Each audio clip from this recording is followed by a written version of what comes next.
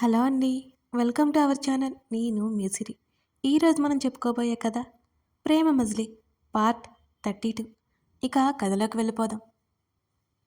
మరో మాట మాట్లాడడానికి మాటలు రానట్టు గుడ్లప్పగించి చూస్తోంది స్వర అనిరుద్ వైపు. నీకు కూడా నేనంటే ఇష్టమే అన్నావు కదా. నీతో ప్రయాణం చేసిన ఈ నెల రోజుల్లోనే ఎందుకో తెలియదు నాకు దగ్గర వ్యక్తిలా అనిపిస్తున్నావు. తన చేతి వేళ్ల మధ్య ఆమె చేతి వేళ్లను బంధిస్తూ చెప్పాడు అనిరుద్. అతని చేతిలో చిక్కుకున్న తన చేతిని అనిరుద్ని మార్చి మార్చి భయంగా చూస్తోంది స్వర. స్వర అతని పిలుపుకి ఉలిక్కిపడి ఆ ఆ కంగారుగా పలికింది.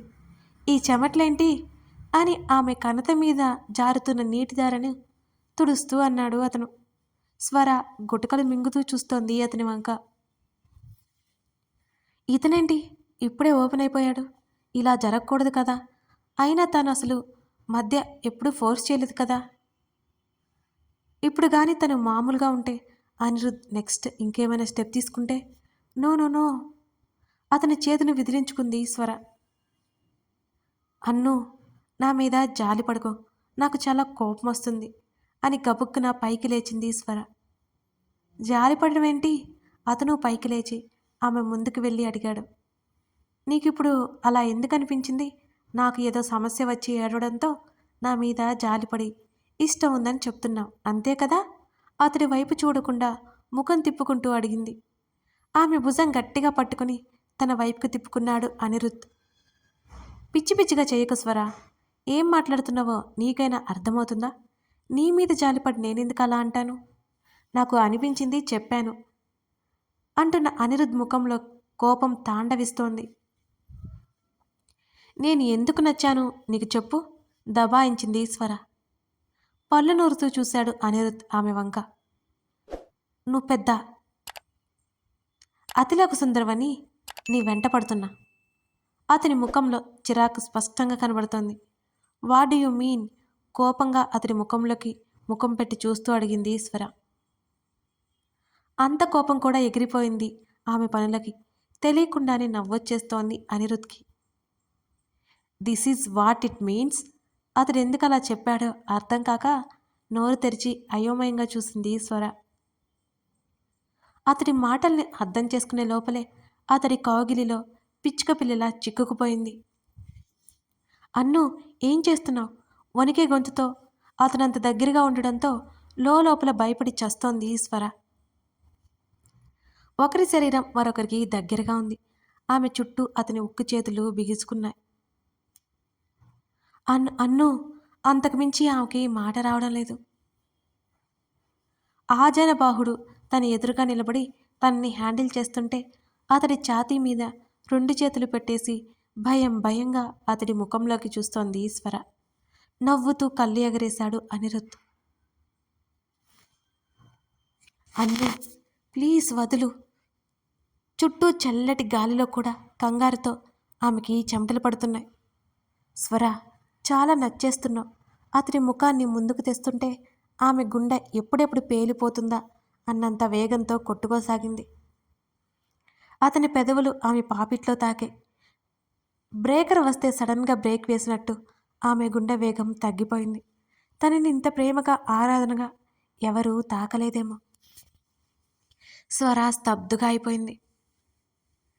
గాలికి రేగుతున్న ఆమె జుట్టుని చేత్తో మెల్లిగా సవరించాడు అతను. ఆమె చెంప కింద చేతిని వేసి బుగ్గని బొటన వేలితో మెల్లిగా నిమురుతుంటే అప్రయత్నంగా కళ్ళు మూసేసింది స్వర. అనిరుద్ చూపులు ఆమె ముఖం వైపు ఉన్నాయి. ఆమె కనురెప్పలు లోపల నుంచి కనుగుడ్డు అటూ ఇటూ కదులుతోంది. కనుబొమ్మలు కంగారు పడుతూ ముడిపడి దూరం జరుగుతున్నాయి. ఆమె ముక్కు కొన ఎర్రగా మారిపోయింది. ఆమె పెదవులు సన్నగా వణుకుతున్నాయి. ఆమె కంఠం మీద సన్నటి చిరుచెమటలు, అప్పుడప్పుడు ఆమె ముఖం మీద పడుతున్న అల్లరి పిల్ల జుట్టు. తన స్పర్శకి ఆమె అలా ఫీల్ అవుతుందని అనిపించింది అనిరుద్కి. తెలియదు, కానీ ఏదో వింత భావం చుట్టేస్తోంది అతన్ని. ఆమె పెదవులని అందిపుచ్చుకోవాలనే కోరిక కలిగింది అతనిలో. అప్పటి వరకు అనిరుద్ ఏం చేయకపోవడంతో మెల్లిగా కళ్ళు తెరిచింది ఈశ్వర. అనిరుద్ చూపు ఆమె పెదవుల మీద ఉండడంతో త్రుళ్ళిపడి 2 చేతులతో అతడిని నెట్టివేసింది. ఏదో లోకంలో ఉన్న అతను ఒక్కసారిగా ఈ లోకంలోకొచ్చి పడ్డాడు. అన్ను, ఐ హేట్ యూ కోపంగా అరిచి ముందుకు పరిగెత్తింది స్వర. ఆమె మాటలకి, ఆమె చేష్టలకి అతనికి మతిపోయింది. కోపమొచ్చింది కూడా. మెంటల్, ఎక్కడికి వెళ్తున్నావు?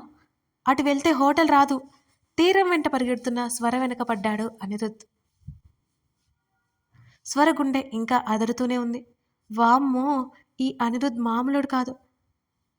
తనని అతనికి అనుకూలంగా మార్చుకుంటున్నాడు. అయినా తనేంటి, అతనేం చేస్తున్న బెల్లం కొట్టిన రాయిలా అలాగే ఉంది. లేకపోతే ఈ పాటికి ముద్దు పెట్టేసేవాడే. ఊహించుకోవడానికే భయంగా ఉంది తనకి. అయినా అనిరుద్ దగ్గరికొస్తే ఈ చెమటలేంటి? స్వరకి అర్థం కాలేదు. మ్యాడీ ఫెల్లో, ఆమె రెక్కపట్టి దగ్గరికి గుంజుకుంటూ అన్నాడు.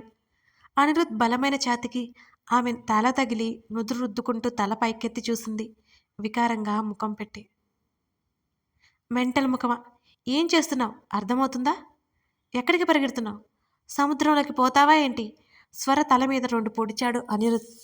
కోపంతో అతని ముఖం ఎర్రబడింది. స్వర అతని చేతుల్లో నుంచి గింజుకుంటోంది. అన్ను, వదులు అన్ను అంటూ అతడి ఛాతీ మీద కొడుతుంది.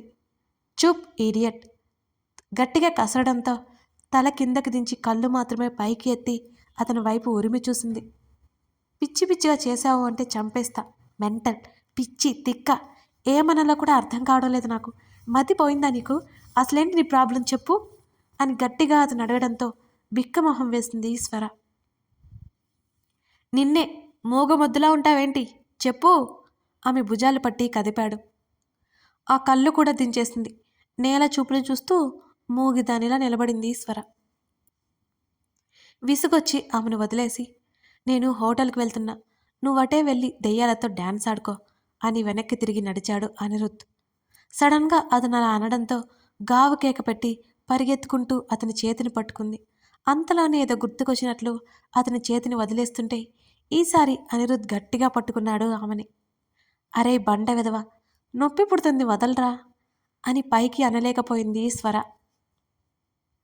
ఆమె చేతిని పట్టుకుని లాక్కెళ్ళిపోయాడు అనిరుద్.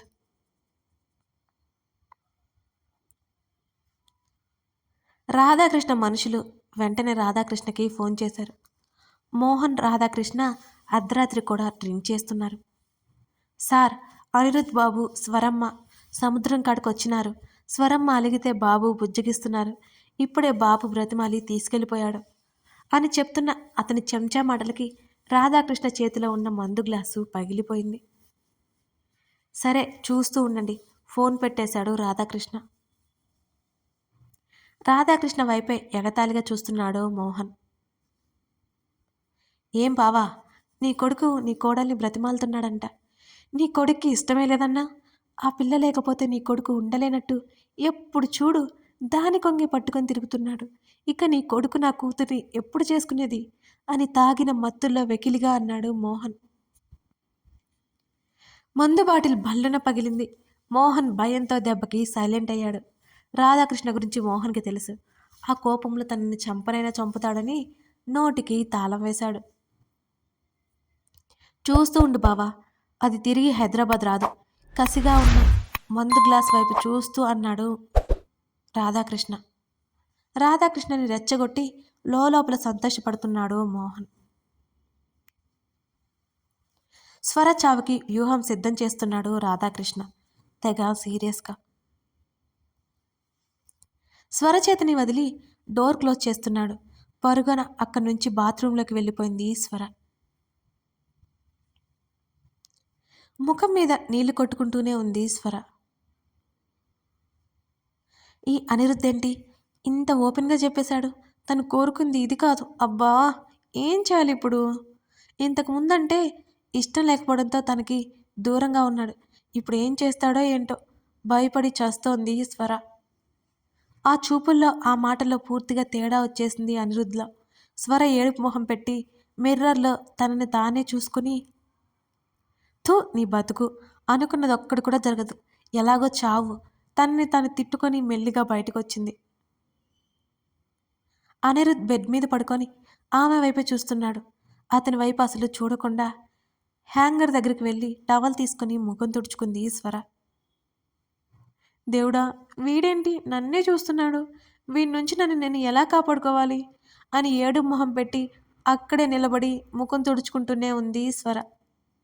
నువ్వంటే నాకిష్టం, నువ్వే నా కష్టం అంటే ఊరుకుంటాడా అల్లుకుపొడు అని స్వర అంతరాత్మ గొనిగింది. దానికి 2 దెబ్బలు వేసి నోరు మూసిపెట్టి గట్టిగా ఊపిరి తీసుకుని మామూలుగా ఉండడానికి ప్రయత్నిస్తూ ఇటువైపుకి తిరిగింది. అంటించున్న 2 బెడ్లు చూసి అదిరిపడింది స్వర. కథ కొనసాగుతోంది. ఈ కథ నచ్చితే తప్పకుండా లైక్ చేసి కామెంట్ చేయండి. అలాగే సబ్స్క్రైబ్ చేసుకుని వాళ్ళుంటే సబ్స్క్రైబ్ చేసుకుని సపోర్ట్ చేస్తారని ఆశిస్తున్నాను. అలాగే మన సిరి ఆడియో స్టోరీస్లో స్టోరీస్ ఒకసారి లుక్ వేయండి. Thank you for watching this video.